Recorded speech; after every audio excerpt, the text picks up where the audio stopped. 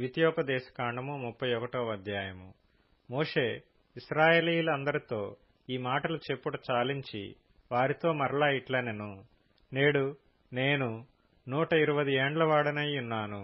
ఇక మీదట నేను వచ్చుచూ పోవచ్చు నుండలేను. యెహోవా ఈ యొర్దాను దాటకూడదని నాతో సెలవిచ్చెను. నీ దేవుడైన యెహోవా నీకు ముందుగా దాటిపోయి ఆ జనములను నీ ఎదుట నుండకుండా నశింపజేయును.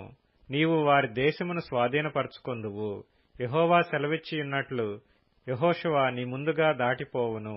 యెహోవా నశింపజేసిన అమోరీయుల రాజులైన సీహోనుకును ఓగుకును వారి దేశమునకును ఏమి చేసునో ఆ ప్రకారముగానే ఈ జనములకును చేయును. నేను మీకాజ్ఞాపించిన దానంతటిని బట్టి మీరు వారికి చేయునట్లు యెహోవా నీ చేతికి వారిని అప్పగించును. నిబ్బరము గలిగి ధైర్యముగా నుండుడి. భయపడకుడి, వారిని చూచి దిగులు పడకుడి. నీతో కూడా వచ్చువాడు నీ దేవుడైన యెహోవాయే. ఆయన నిన్ను విడువడు, నిన్నెడబాయడు. మరియు మోషే యెహోషువను పిలిచి, నీవు నిబ్బరము గలిగి ధైర్యముగా నుండుము. యెహోవా ఈ ప్రజలకిచ్చుటకు వారి పితరులతో ప్రమాణము చేసిన దేశమునకు నీవు వీరితో కూడా పోయి దానిని వారికి స్వాధీనపరచవలెను. నీ ముందర నడుచువాడు యెహోవా, ఆయన నీకు తోడైయుండును. ఆయన నిన్ను విడువడు, నిన్ను ఎడబాయడు. భయపడకుము, విస్మయమొందకుమని ఇశ్రాయేలీయులందరి ఎదుట అతనితో చెప్పెను.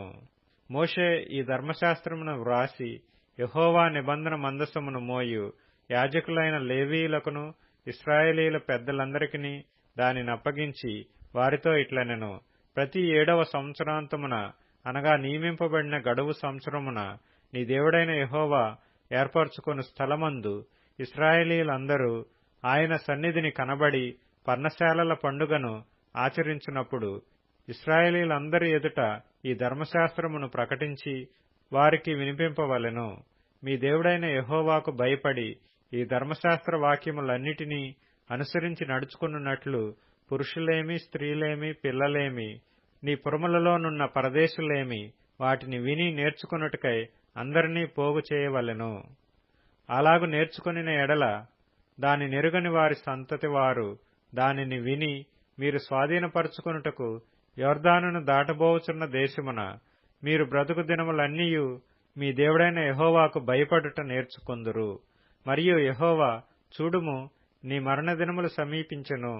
నీవు యెహోషువను పిలిచి నేనతనికి ఆజ్ఞలిచ్చినట్లు ప్రత్యక్షపు గుడారములో నిలువుడని మోషేతో సెలవీయగా మోషేయు యెహోషువయు వెళ్లి ప్రత్యక్షపు గుడారములో నిలిచిరి. అచ్చట యెహోవా మేఘస్తంభములో ప్రత్యక్షమాయెను. ఆ మేఘస్తంభము ఆ గుడారపు ద్వారము పైని నిలువగా యెహోవా మోషేతో ఇట్లనెను.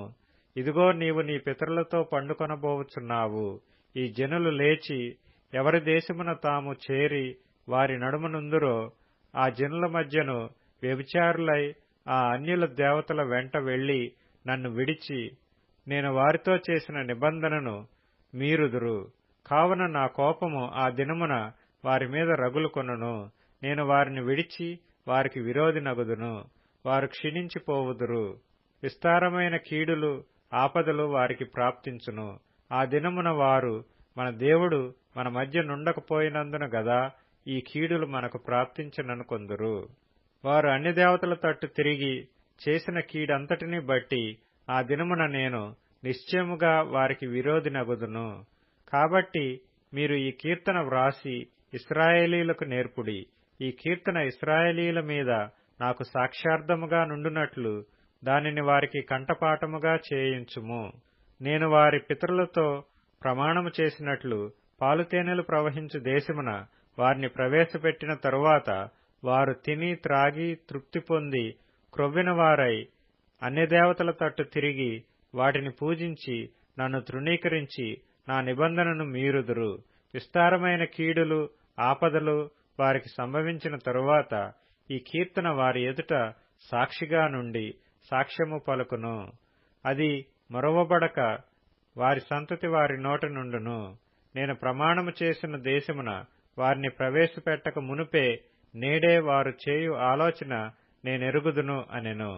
కాబట్టి మోషే ఆ దినమందే ఈ కీర్తన వ్రాసి ఇశ్రాయేలీయులకు నేర్పెను.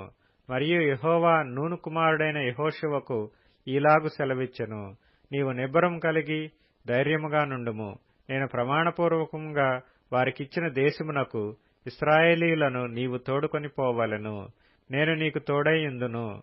ఈ ధర్మశాస్త్ర వాక్యములు మోషే గ్రంథమందు శాంతముగా వ్రాయుట ముగించిన తరువాత మోషే యెహోవా నిబంధన మందసమును మోయు లేవీయులను చూచి ఆజ్ఞాపించినదేమనగా, మీరు ఈ ధర్మశాస్త్ర గ్రంథమును తీసుకొని మీ దేవుడైన యెహోవా నిబంధన మందసపు ప్రక్కన ఉంచుడి.